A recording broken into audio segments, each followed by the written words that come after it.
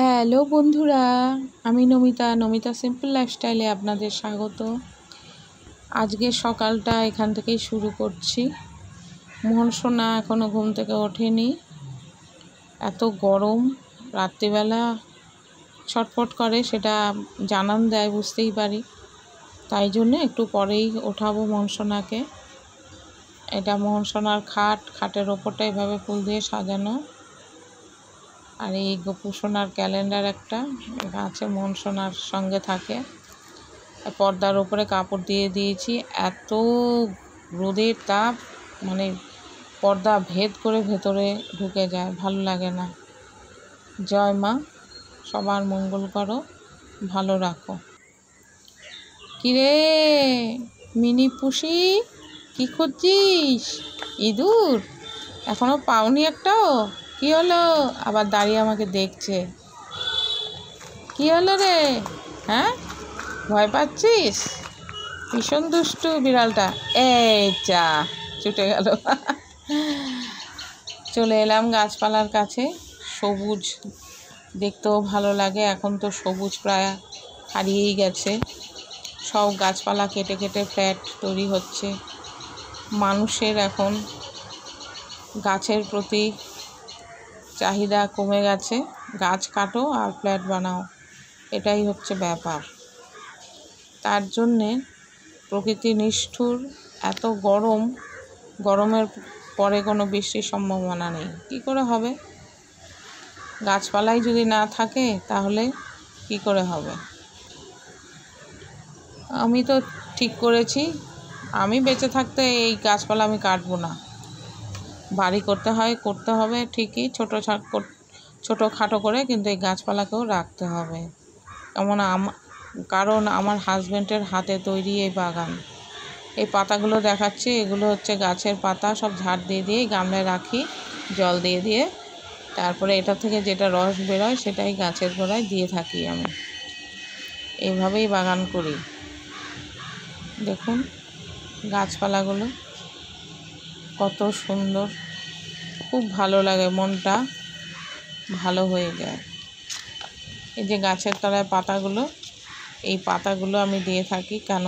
গরম পড়েছে তো, গাছের গোড়া বড্ড শুকিয়ে যায়, আর পাতার মধ্যে জলগুলো আটকে থাকে। জল দিই যখন গাছের গোড়ায়, তখন পাতা ভিজে থাকে, তখন ওই শিকড়গুলো টেনে নেয় জলগুলো, ভালো থাকে গাছপালা। দেখুন কত পাতা পড়ে আছে। এগুলো সব বস্তায়ও বন্দি করে কিছু রেখে দিই, শুকনো, যেগুলো যেখানে জল দিই না, ওগুলো বস্তার মুখটাকে বেঁধে গাছের গোড়ায় রেখে দিই। ওই জল লেগে বৃষ্টির জল যাই হোক, যেমনই হোক, ওই 5-6 মাসের মধ্যে আমার পাতা সার তৈরি হয়ে যায়, অসুবিধা হয় না।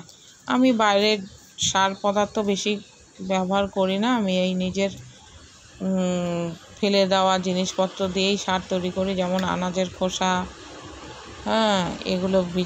এগুলো জমা করে রস হয়, সেগুলো আমি গাছের গোড়ায় দিয়ে থাকি। পাতা পচা এগুলো দিয়ে থাকি। পাতাগুলো জমিয়ে জল হয়, সেগুলো দিয়ে থাকি।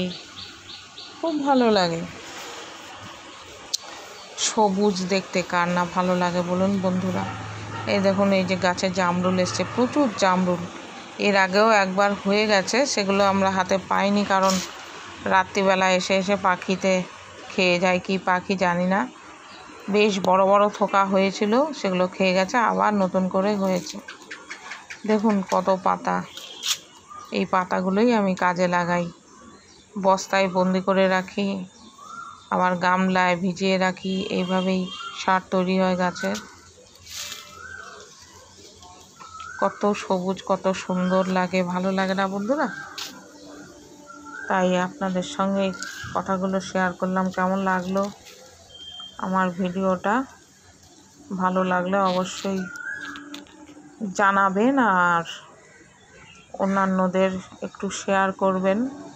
যারা নতুন আছেন আমার চ্যানেলে, অবশ্যই চ্যানেলটা সাবস্ক্রাইব করে নেবেন, সাথে থাকবেন বন্ধুরা।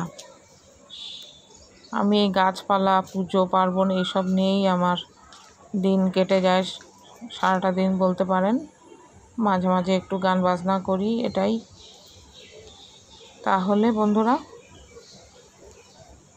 ভালো থাকবেন সকলে। নিম পাতা, নিম গাছ দেখতে পাচ্ছেন, এই নিম পাতাও আমি ব্যবহার করি খাবারে, নিম বেগুন। আর আজকের মেনু ছিল মাছের ডিমের বড়া, মাগুর মাছ ডাঁটা